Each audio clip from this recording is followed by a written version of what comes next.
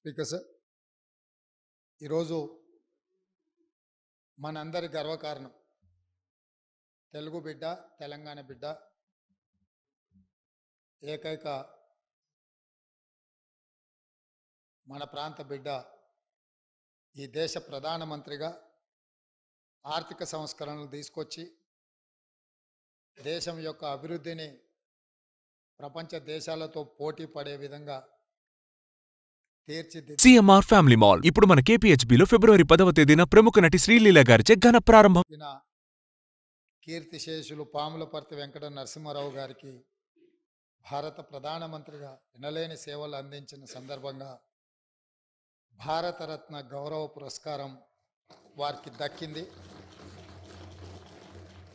ఆలస్యమైన వారికి గౌరవం దక్కడం ఈ దేశ ప్రజలందరికీ కూడా గర్వకారణం.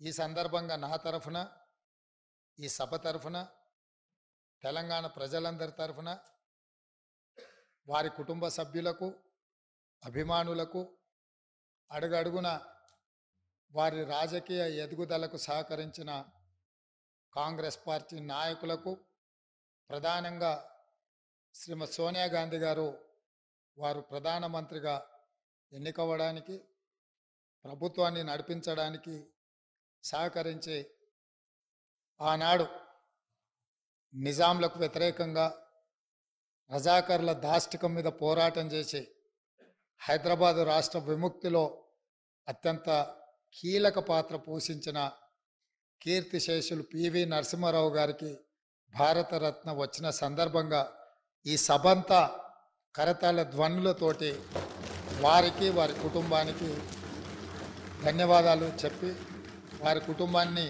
మనస్ఫూర్తిగా అభినందిస్తున్నా.